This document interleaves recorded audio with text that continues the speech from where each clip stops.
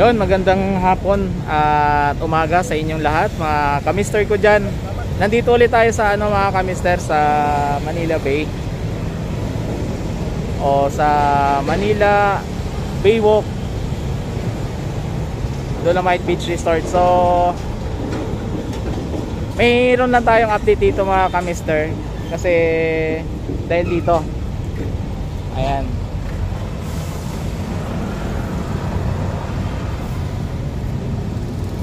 close siya every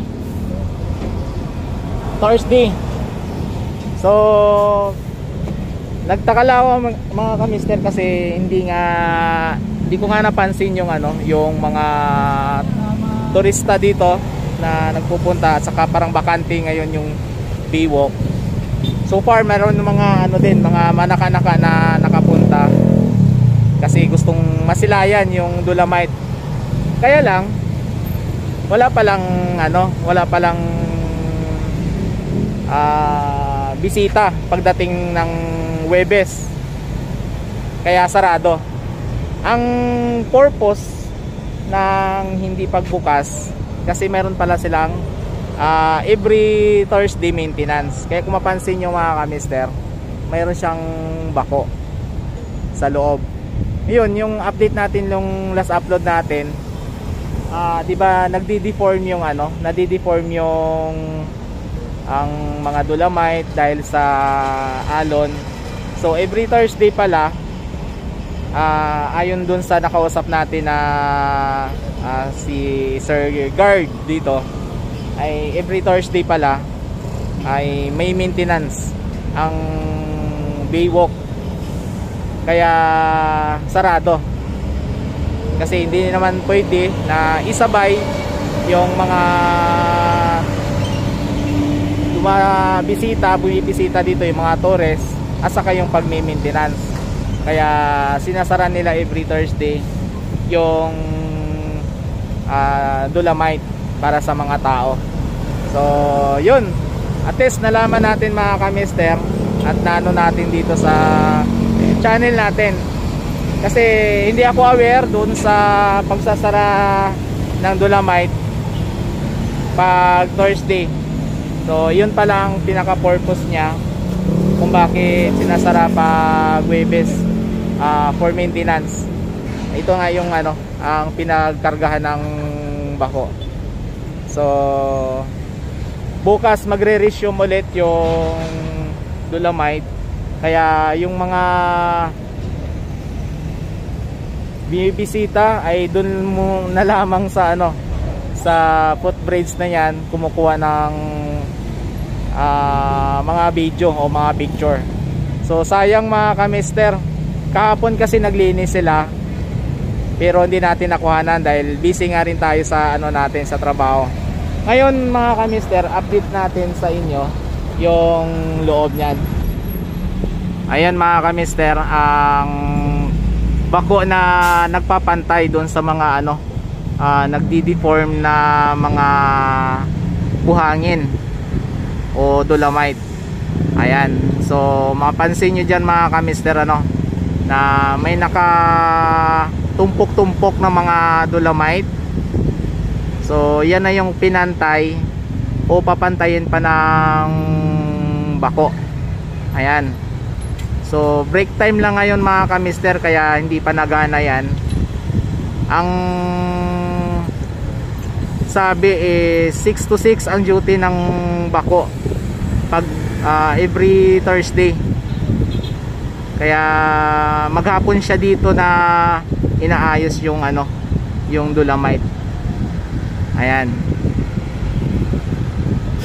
So mapansin natin malinis na siya, wala na yung mga basura dyan. Kasi kahapon nilinis siya ng ng mga tagalinis dyan. Ayan. Tapos para hindi na mahalo yung yung mga basura, kaya pala nilinis sila kahapon para hindi na mahalo dyan sa pagpantay ng bako yung mga basura, hindi na mag-mix-mix. So isa yun sa mga purpose pala nila, pag every Wednesday ay kailangan nilang maglinis Kasi ang dolomite, yung mga na-deform, papantayin ng bako. So para hindi maghalo dun sa mga buhangin, lilinisin muna nila. Ayan. So yun ang hindi natin nakuhanan kahapon dahil busy tayo dun sa trabaho natin. Pero so far ito yung update dito sa dolomite mga kamister. Ayan. At saka siyempre yung ating mga officer, nandyan lagi yan, nakabantay. Ayan. At kukuha tayo dun sa kabilang side dito naman, dun sa pinaka main entrance. Dito ako ngayon sa ano mga kamister, sa exit. Ito yung kinuha na natin kanina na malapit dito sa footbridge. So ayan, sa ngayon ilan-ilan yung mga bumibisita dahil sa tanghaling tapat nga tayo dito na narito ngayon. Ito yung mga naganapan dito sa Manila Biwok Dolomite Beach Resort. Yan. So kukuha tayo mga kamister doon sa kabila ng mga clip. Ayan. Ito yung kinargahan ng bako. Kaya pala nung nakarang Thursday, napansin ng kasama ko na wala ring bisita pag Thursday. Ako pala ang hindi nakakaalam. Oh no. Ayan. So dito mula sa sa labas, makikita natin na nasa 1.2. Uy, course. Mga 1.2 lang to ang taas ng ng bakod mula dito sa labas highway. So ayan. So makikita natin mga kamister na unti-unting inaayos ng ng bako. Ayan. So malapit tayo dito sa sa entrance. Dito yung entrance.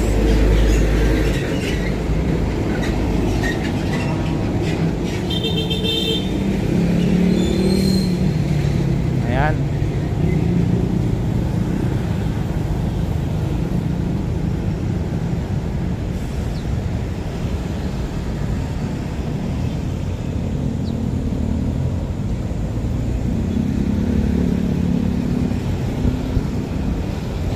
So lunch break lang ngayon mga kamister, kaya wala pang nagtatrabaho dun sa dolomite.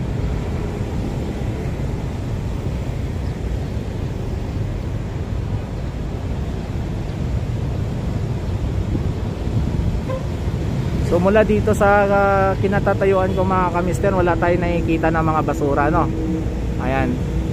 Dahil nilinis na nila yon kahapon at kagabi hindi naman umulan kaya wala ring basura na dala yung alon. So sayang hindi tayo makapasok dahil hindi nga pwede. Sana makuha na natin at mapakita sa inyo yung malinis na dolomite dito sa Biwok.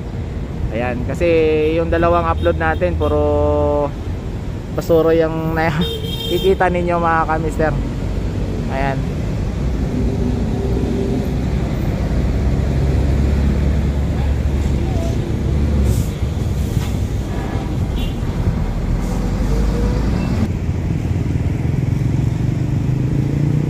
So ito yung mukha ng entrance dito sa Manila Biwok Dolomite Beach Resort.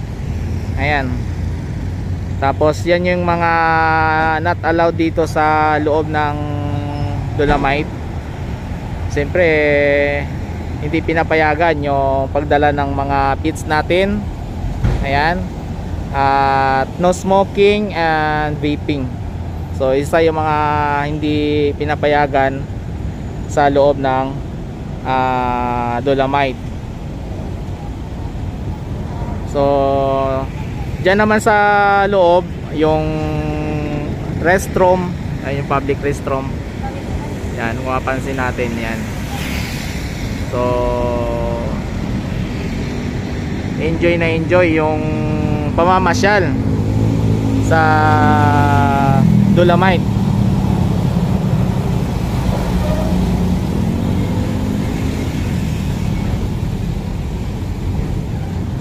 Medyo parami na yung ano, yung tao dun sa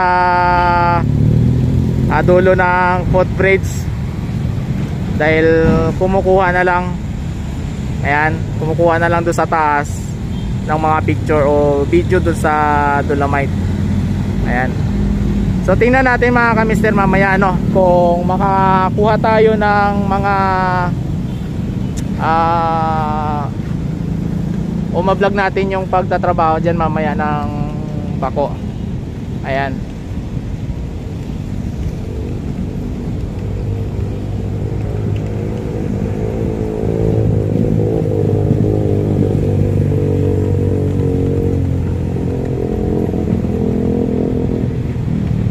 Ayan o, malinis na o. Yan, hindi tulad kahapon yung pag-update natin. Talagang kahit banda dyan marami tayong nakikitang basura. Ayan. So yan yung update dito mga kamister sa Dolomite. So maraming salamat pala mga kamister sa mga nag-subscribe. Walang sawang pasasalamat sa inyo sa inyong suporta sa ating channel. So I hope enjoy nyo yung mga vlogs na ginagawa natin ano. So ayun, maraming salamat sa ating mga OFW na patuloy na pinapanood yung ating mga video, yung mga update natin dito sa ano, sa Manila Bay, sa trabaho, at syempre dyan sa mga mahal ko na mga family. Ayan, maraming salamat sa inyo, sa inyong suporta.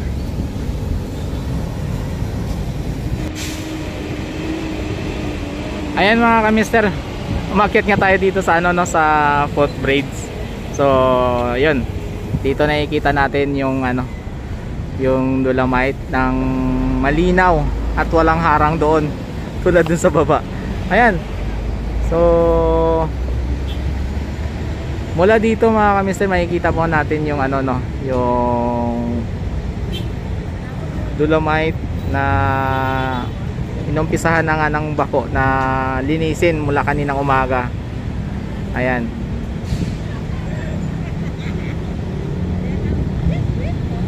So ano niya, pinapantay niya yung Dolomite. Ayan.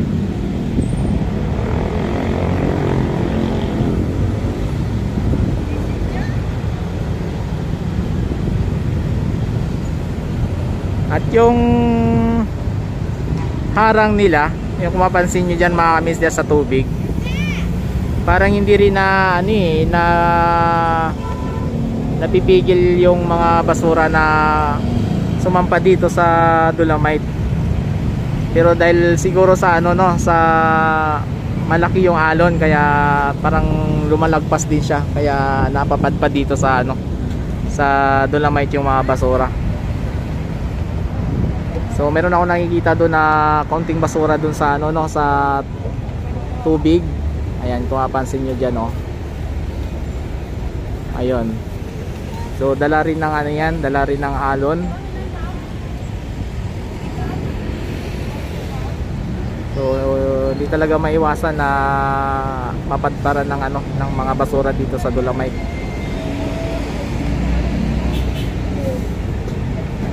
Pero yun nga, yung schedule ng maintenance ay every Thursday dito sa Dolomite. Kaya sinara ito para sa pag-maintenance, para hindi magkasabay nga ng ano, turista at saka yung mga pagmi-maintenance nito.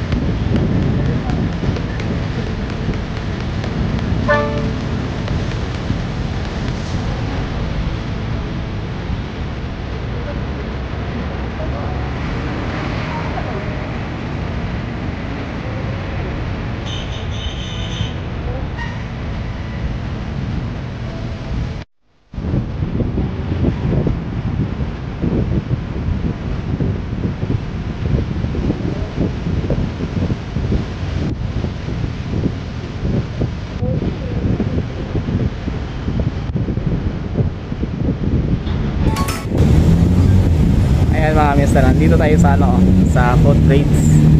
Ayan. So nakapisto tayo dito ngayon para pakita sa inyo yung yung Dolomite.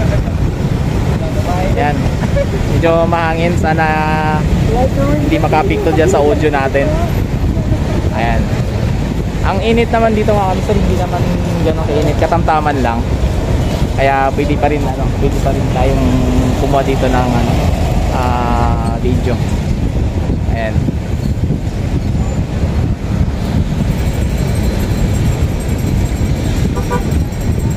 So hindi lang nabago ito yung yung mga buko dito yung mga niyog. So ayan pa rin sila. Buti nga hindi na yan nung malakas na bagyo, hindi na nabali o natumba. Kasi isa pa rin siya nagdadala ng magandang view dito sa Manila Bay. Alright.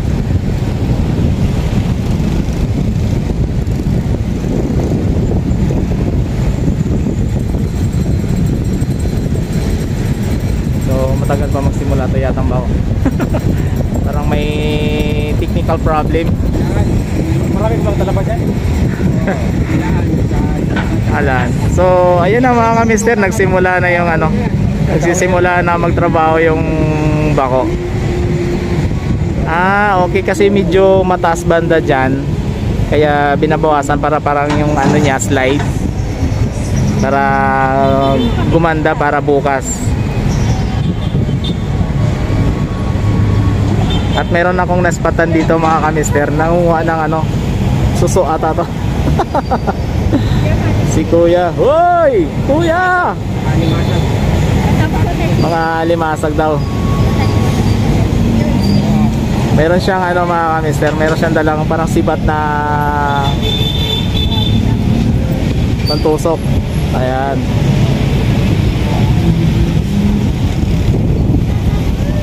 Hoy. Sana all nakakalubog.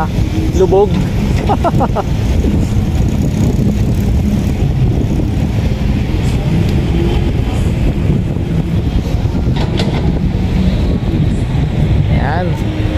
So ayan na mga mister, nagsimula na nga magtrabaho yung bako dito sa pagpapantay ng Dolomite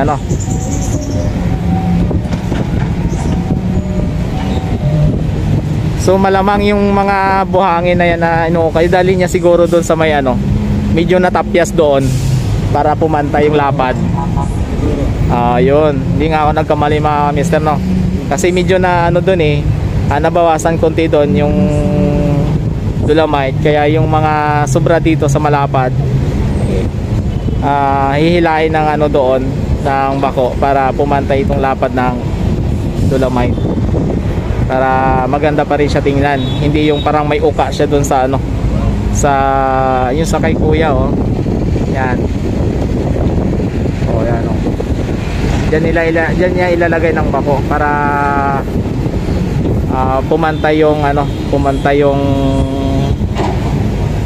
dolomite mula dito. Ayan,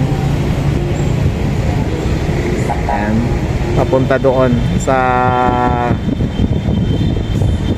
manipis na yan. So yan dyan yan nililipat.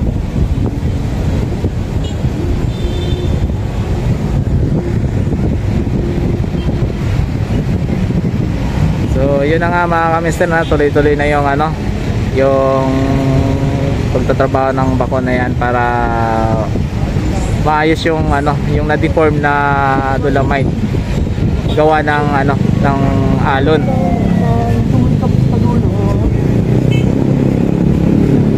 So yung basura na yan kuya, parang may need sila dyan na pang salok ganon, kasi parang maninipis na yung basura na yan, no?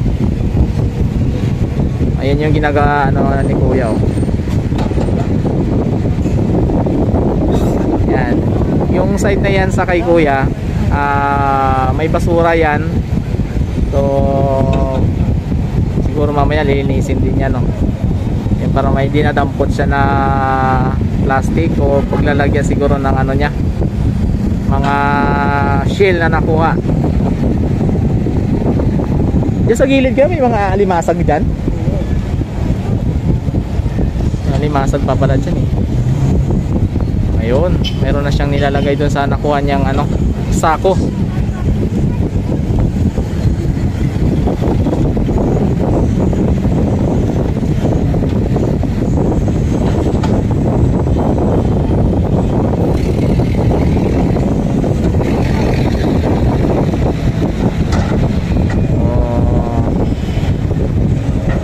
Ayan na mga kamister, ano, yung pagsisimula ng ano, ng bako sa pagpapantay nitong dolomite.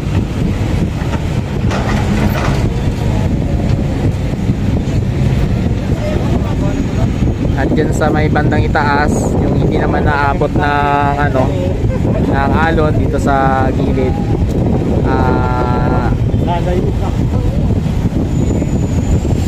si kuya mayroon siyang daladalang malaykay. Ayan, so pinapantay itong mga buhangin para kumanda tingnan. Andun din sa dulo yung isa. Ayan, ayun, pinakalaykay nila. Actually yan yung mga ginagawa doon mga kamister nung ako'y nasa Boracay pa. Every morning yung mga staff ng resort, every morning talagang kinakalaykay nila yung ano, yung sakop doon sa harapan ng mga resort na yon, no, nasa sakupan. Kaya bawat resort doon sa ano, sa harap, kanya-kanyang paglilinis doon sa tapat nila yung mga buhangin, tapos ginaganyan nila, pinapantay nila. Kaya kung mayroon mang mga talagang hindi natin maiwasan, no, may mga tao pa rin talaga nagtatapon ng mga ano yan, upos na sigarilyo. So naupuha dahil everyday sila naglilinis.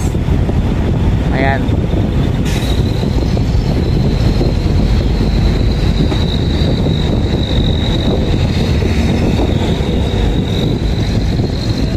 yung paglilinis ko kuya ng ano, ng mga basura, ano din yan dito, everyday din, no? Naka-schedule talaga. Ayan, so everyday may mga naka-schedule din talaga pala na maglinis ng mga basura. Kasi dahil ano ngayon, pa December na, no? Maraming bagyo na darating. Kahit wala naman dito sa ano, sa Metro Manila, pero yung ano, yung low pressure, sako pa rin tayo. Kaya may mga ano pa rin, may mga pagtaas ng tubig ng dagat kasi sa iba't ibang bahagi ng ilog ay nagbubuga dito sa dagat ano. So tumataas yung ilog dagat at saka siyempre yun yung mga basura na dala-dala kung saan saan napadpad hanggang dito. Kaya yun may mga basura.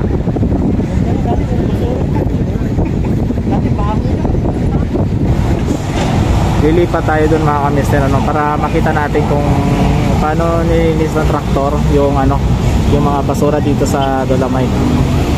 Let's go. Ayan, nandito na tayo mga kamister sa dulo. Ayan.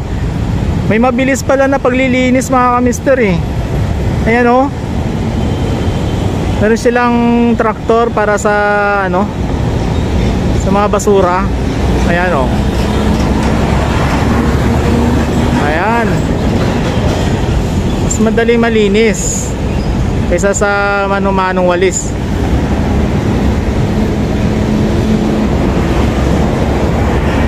Ayun.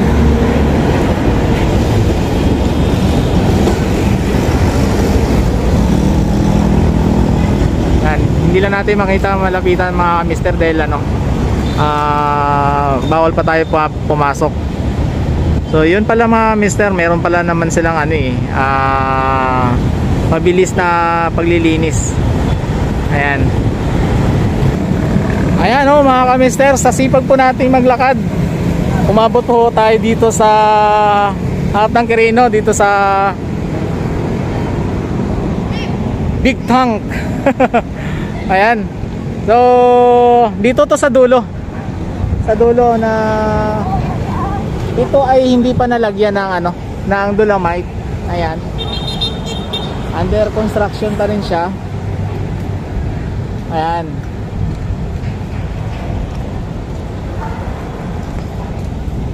So umabot po tayo dito sa Quirino. Dito to sa harap ng ano, ng Aristocrat, in between ng Max. So ito mga mister yan. Yan yung may fountain. Yan.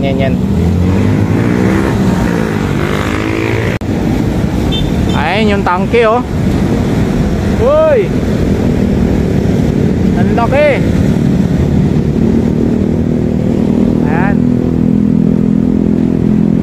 Ano sir? Hindi ka ba nangangawit dyan? Sorry. Ayan, so enjoy lang po natin mga kamister yung vlog natin for today. So update lang dito mga kamister sa Baywalk ano. Ayan. So dito na side eh, hindi pa nalagyan ng ano, ng Dolomite. Hanggang ewan ko lang kung abutin pa ba dito yon. So hindi natin alam no. So yun yung mga parkingan naman ng mga yate no. Yan.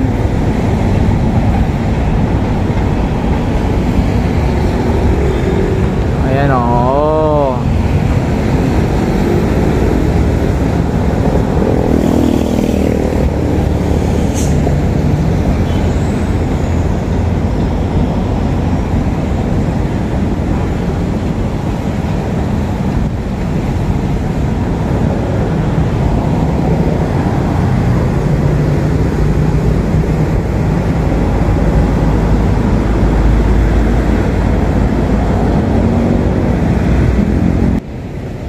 Hindi na tayo tutuloy dun mga kamister.